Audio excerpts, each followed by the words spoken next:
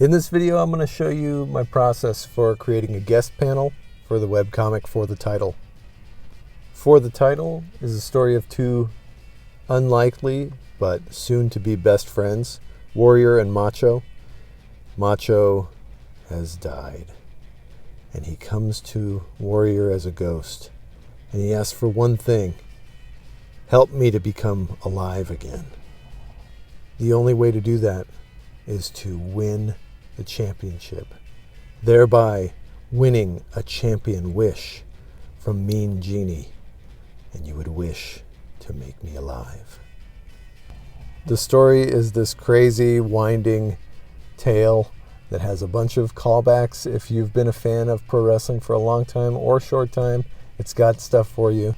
And every time our protagonist meets the antagonist of that particular story, there's a main event in which the artist will hand over the reins. Well, really, the artist and the writer hands over the reins for about a week or so, maybe 2 weeks, to different artists to have their take on the story.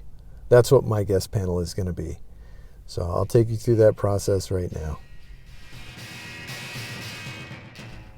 I will say that this illustration is a little bit spoilery, so if you would rather watch it after reading through the comic and getting to this point in the story, go for it. You'll be happy that you did. I grew up buying Ratfink shirts with my dad at the swap meet every few months, and so I wanted to take this Ratfink shirt that I had in my mind and kind of turn it into something here. The match requires, it's a gimmick match, so it requires some craziness, and I was like, oh, this is perfect. So I start with my sketch. For a lot of my sketches, I'll work in different colors on different layers so that I can keep elements separate. And then when I'm happy with the sketch, I just merge those together. You can either tap the layers individually and then merge them, or just squeeze them all together. It'll merge everything together that's in between on Procreate.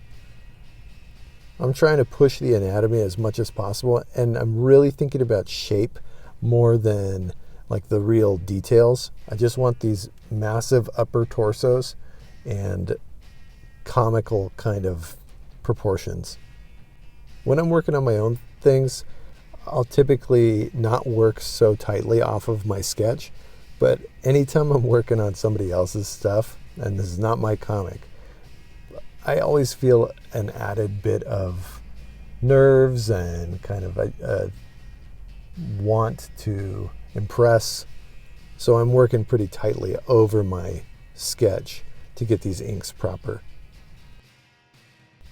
I'm going to speed these inks up a little bit just so that you can kind of quickly get through the inks, and we'll go to my one layer of color after that. So now I'm just working up the warrior, and I'll even just render him out real quick here. I just didn't even sketch, I just went straight to inks on him. We'll do a quick color on him too. I told you there was a spoiler, so hopefully you went and read through the comic. If you didn't, I'm sorry. I'm starting in on color now, and I think I went initially too light on him, and then I brought in the character model, got the colors right, made sure to get the character model for Macho, and worked him up from that also. That's like one of the best things about working from an already established character model, is that all the colors and everything are set for you. Now it's like we're just coloring in a coloring book.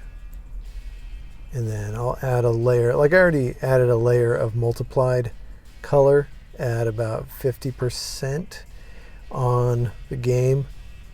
That's the character's name, the game.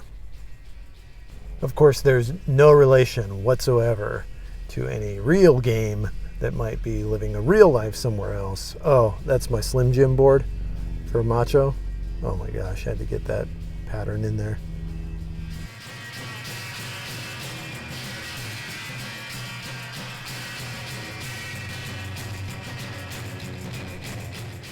And after that, this thing's pretty much wrapped up. I'm just adding a couple little details.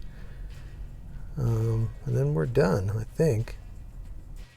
That is the end. And if you like this kind of content, please consider subscribing to my channel, liking this video, and I've put a link in the description for the title on Instagram.